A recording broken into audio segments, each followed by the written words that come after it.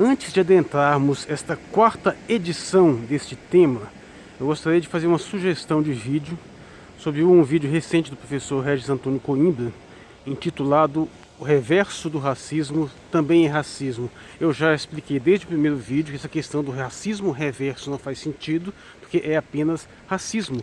Não importa se do preto contra o branco, do branco contra o preto, ou seja, se há uma postura de discriminação, de insulto, de desqualificação com base no conceito de raça, ou como eu já expliquei, etnia, ela é racismo. Então não faz sentido ser reverso. Mas o que eu acho interessante deste vídeo é que ele toca numa vastidão de informações históricas extremamente úteis, independente de qual é o seu ponto, seu posicionamento na questão. E curiosamente esse vídeo sofreu um ataque em massa de covardes, em geral anônimos, que foram lá fazer seu vandalismo, né? E naquele tipo de método, quando você sabe que uma crítica não vale nada, é quando você vê 10 críticas contra uma coisa e lendo suas críticas você não faz a menor ideia do que eles estão falando. Ou seja, a crítica não tem conteúdo. E aconteceu isso lá no vídeo, um bando de desqualificados ofendendo um vídeo que tem uma vastidão de conteúdos históricos extremamente úteis que eles não seriam capazes nem sequer de ler, de ver e entender. Então fica essa recomendação, porque ela até complementa algumas coisas que eu tenho desenvolvido aqui. Não tenho como entrar em todos aqueles detalhes, é um vídeo longo, eu pretendo fazer abordagens mais curtas, mas ele é bastante compatível com uma série de coisas que eu venho dizendo desde o começo, ficando só a dica de tentar fazer os vídeos um pouco mais sucintos e não ficar respondendo esse bando de desqualificado que eles não merecem respeito. Fechando isso, eu sou o Marcos Valério XR, hoje é o dia 6 de julho de 2020 e vamos dar prosseguimento nesse tema fazendo uma breve recapitulação dos vídeos anteriores, onde eu iniciei com aquela temática a respeito do processo de racismo contra Abraham Weintraub e que esse processo em si, a própria acusação é incompreensível do ponto de vista dominante que se tornou a militância supostamente antirracista, visto que ela reduziu o racismo à ideia simplesmente de aquilo que brancos fazem contra negros. Tanto que ela precisa usar o conceito de reverso para poder fazer quando houve qualquer tipo de discriminação no sentido contrário. Ou seja, entende racismo apenas como isso, o que brancos fazem contra negros. Sendo assim, por esse viés, a acusação de racismo contra o Abraham Weintraub não faz nenhum sentido, porque é uma coisa que se relaciona do Brasil com a China.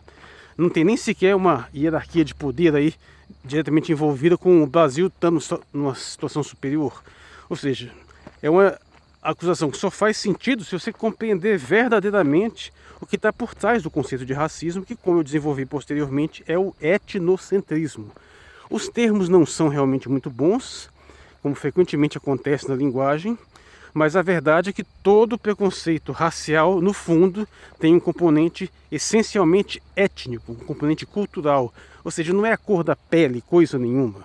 Se os europeus, quando tivessem chegado na África, tivessem encontrado Wakanda, não existiria essa ideia de que negro é inferior, porque estariam mostrando uma cultura mais avançada. É exatamente por colocar aquilo que se considera uma cultura inferior que se deriva essa ideia da inferioridade racial.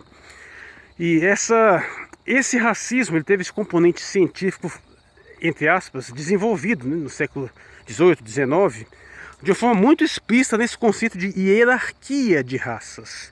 A ideia de que uma raça é superior à outra por motivos culturais e que depois ficam associados às características fenotípicas, ou seja, a aparência externa das raças, que, como eu insisti também, dizem pouco a respeito das diferenças mais sutis, apesar de que há também algumas distinções, mas o fato é que a raça humana é uma só, ou seja, na realidade, nós somos extremamente compatíveis e eu sempre vou repetir aquele interessantíssimo exemplo factual de que é perfeitamente possível que até mesmo irmãos de pai e mãe não sejam compatíveis sanguineamente e de repente um deles seja compatível com o sangue de uma pessoa de outro mundo, de outro lado do mundo, de outra raça.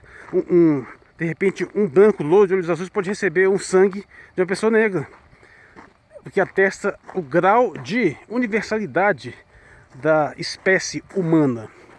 Mas bem, a questão é que, apesar de tudo isso, essa ideia de superioridade prevaleceu de tal forma que se desenvolveu uma série de propostas para tentar aprimorar as raças, né? E o ponto é que se você tem a noção de que a sua raça tem o direito de, se considerando superior, dispor de uma outra raça, essa postura é necessariamente racista. Se você acha que você está numa condição de superioridade tal que você pode intervir nela, determinar como que ela deve agir, ou seja, se você está numa situação cultural onde acha que a superioridade da sua cultura te dá direito a determinar como a outra deve aceitar, como a outra deve agir, como a outra deve se posicionar. E nesse sentido, por si só, você já vê a característica essencialmente racista do discurso onde um país que se arvora numa condição de superioridade mundial acima dos outros e acha que tem o direito de determinar como os outros devem se comportar, que valores os outros devem aceitar ou não. É uma postura essencialmente racista. E é exatamente isso que os movimentos antirracistas atualmente fazem. Eles pegam um viés específico de um país em especial que desenvolveu aquilo que talvez faça algum sentido lá dentro da realidade deles e querem aplicar aquilo em países de realidades completamente diferentes, como se a aceitação ou não desses pressupostos estrangeiros é o que determinasse a valoração de uma outra realidade. E é o que acontece no caso do Brasil, em relação a Estados Unidos, que é de onde vem todos esses discursos antirracistas, de onde vem toda essa mentalidade da militância antirracial de hoje. O que acontece? Nós sabemos perfeitamente que as questões raciais no Brasil têm uma constituição diferenciada das questões norte-americanas. A constituição genética do povo, histórica, são diferentes. Até a proporção é completamente diferente. Inclusive, nesse vídeo do professor Regis, ele dá uns apontamentos bem interessantes sobre esse processo no Brasil. Mas o fato é que é claramente distinto. E o que nós fazemos? Estamos importando análises, propostas e soluções e discursos que foram desenvolvidos nos Estados Unidos e que não funcionam e não têm aplicabilidade aqui.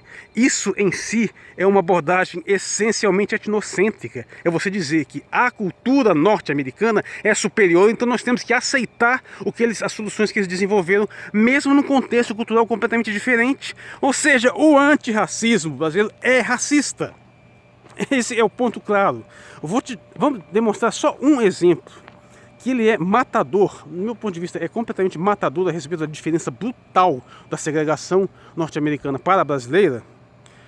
Ambos os países tiveram iniciativas de branqueamento da sua população, iniciativas de reduzir a genética negra em sua população.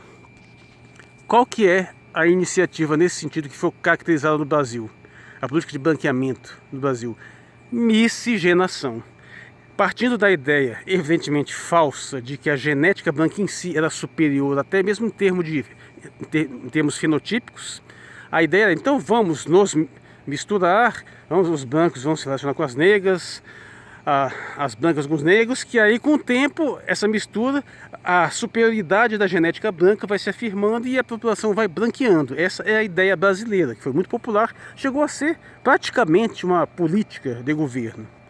Ou seja, miscigenação. Vocês se relacionam, se casam, namoram, casam, se reproduzem e com o tempo isso vai sendo diluído. E qual que foi a principal mentalidade em termos de política branqueamento nos Estados Unidos? Genocídio, assassinato em massa, matar os negros, expulsar, castrar, tanto literalmente de forma genocida mesmo, quanto você simplesmente promover aborto e esterilização em massa de populações negras, coisa que funciona até hoje. Dá para perceber a dimensão absurda, o abismo que separa essas duas mentalidades? Uma que pega a noção de simplesmente diluir por meio de miscigenação, ou seja, da mistura do relacionamento sexual e afetivo entre as raças, e outra que pega o extermínio e a violência brutal, homicida, genocida. A diferença... E o indivíduo me pega esse modelo genocida estrangeiro e acha que ele é superior ao nosso, e quer implementar isso aqui ao ponto, meu Deus do céu, de me dizer que miscigenação é genocídio. E estão dizendo isso. Eu já vi movimentos, passeatas de movimentos negros no Brasil, estendendo a faixa miscigenação é genocídio. O nível de insanidade disso é tal que, se você não é capaz de percebê-lo imediatamente, eu não posso fazer nada. Porque genocídio, evidentemente, pressupõe eliminar um gene. O que é um gene? É uma característica geradora da espécie.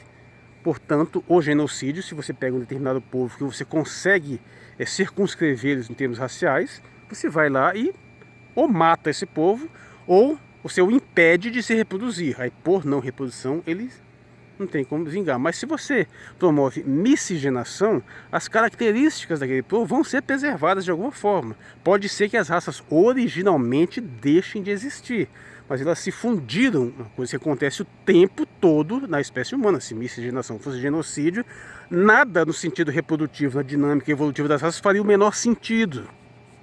Mas chegaram a esse ponto de dizer. Por quê? Porque do ponto de vista desse pessoal, você tem que segregar radicalmente as raças e você não pode deixar elas se diluírem, porque você precisa afirmar sistematicamente essa diferença. E aí surge, nos Estados Unidos tem muito isso, esse preconceito feroz contra os mestiços, né? Que no Brasil foram amplamente abraçados. E a situação é tão grave que, infelizmente, até o IBGE caiu nesse processo de deterioração semântica, porque nós sempre tivemos uma imagem muito clara, pelo menos pretensamente bem intencionada, em termos de clareza, a respeito de brancos, negros e índios e suas respectivas relações, onde a mistura de brancos com negros é o mulato, a mistura de índios com brancos são os caboclos, e a mistura de negros com índios são os mamelucos. E apesar de que tem uma certa confusão nesses termos, que também a ideia do cafuso, que seria a mistura dos três, ou alguns dizem que já é uma outra categoria, mas o fato é que é fácil perceber que nós temos três matrizes iniciais e que nós podemos derivar as misturas de duas e, por fim, aquela mistura geral que caracteriza o brasileiro no total. E, infelizmente, esses termos se perderam, em parte porque eles passaram a ser mal utilizados também, é verdade. E hoje a gente tem essa simplificação aí de brancos, negros e pardos, que são os misturados. E os pardos nós sabemos muito bem que são coringas, né? Eles são usados como se fossem negros quando convém, como se fossem brancos quando convém. Ou seja, essa abordagem que terminou se popularizando, apesar de que ainda não é tão desastrosa quanto simplesmente separar em duas raças únicas, ela pelo menos admite alguma gradação, mas ela já é uma distorção de uma realidade que nós possuímos, já é uma forma deliberada de você não conseguir mais capturar toda essa diversidade. E geralmente quem fala sobre isso é o pessoal que vem defender diversidade simplesmente negando-a, né? É que nem o movimento homossexualista que vem falando de diversidade, mas simplesmente negando todas as nuances que tem, que podem permitir, inclusive, que uma pessoa, sendo bissexual, possa escolher para que lado daquele. Não, eles querem afirmar que você não tem escolha, que é um treco rígido, é um treco que não muda, que é invariável, que por isso as iniciativas de você tentar mudar a sua orientação sexual não são válidas, né? Mas então, tentando finalizar aqui, o ponto é que nós temos uma situação muito peculiar no Brasil, uma situação específica, uma situação de segregação racial, é claro, de racismo sim, de mazelas raciais histórica, muito clara, baseados no conceito étnico. E esses problemas precisam ser abordados, precisam ser solucionados, precisam ser melhorados. Mas nós não podemos fazer isso importando soluções que foram desenvolvidas para uma realidade radicalmente diferente e que é até discutível se funcionaram lá. Mas a aceitação, a crítica da superioridade cultural desse outro país é tão grande que as pessoas simplesmente acham que aceitar a crítica de tudo que eles fazem é um tipo de bom senso, de sensatez. Ou seja, quando você demonstra claramente uma submissão etnocêntrica em relação ao outro, aceita uma solução racista para um problema racial. Eu sou Marcos Valério XR, hoje é o dia 6 de julho de 2020. Obrigado por sua atenção.